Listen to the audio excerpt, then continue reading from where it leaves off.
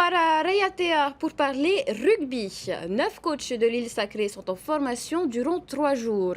Un apprentissage qui les prépare à l'obtention du brevet fédéral, car à Rayatea, comme sur l'ensemble des Rarumatei, les valeurs de l'Ovalie gagnent du terrain. Reportage de notre journaliste Jessica Doucetois.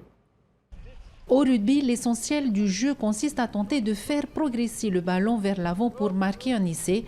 Rien de plus simple, sauf qu'il y a des règles à respecter et des techniques à mettre en place pour que le jeu soit fluide.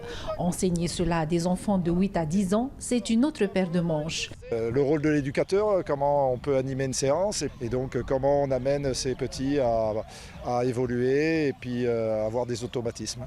Mais bien évidemment, on n'entraîne pas des jeunes comme on entraînerait des seniors.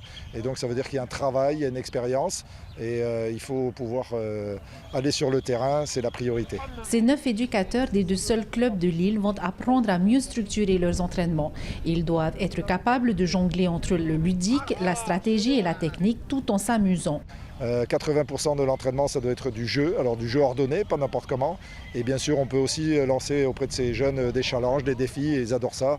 Et donc il faut construire ces séances, il faut les préparer pour qu'on ne soit pas surpris après sur le terrain. Le brevet fédéral est une reconnaissance tant au sein de la fédération tahitienne que française. Il permettra également à ces éducateurs de prendre en charge des adultes et des équipes sélectionnées pour des compétitions locales et internationales.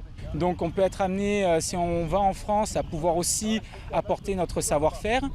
Et ça nous permet, nous, d'avoir un diplôme et des qualifications qui pourraient nous amener à avoir d'autres postes plus importants, à entraîner des jeunes, des seniors et pourquoi pas une sélection polynésienne ou sélection des Raromatei plus tard. Avec des encadrants formés, le rugby pourra se développer sur l'île sacrée et peut-être bien mettre en lumière de talentueux joueurs locaux. On se souvient encore de Martin Tai qui a intégré le centre de formation d'Agen en 2009 et a signé un contrat semi-professionnel au club de l'Avenir Valencien Rugby en 2015.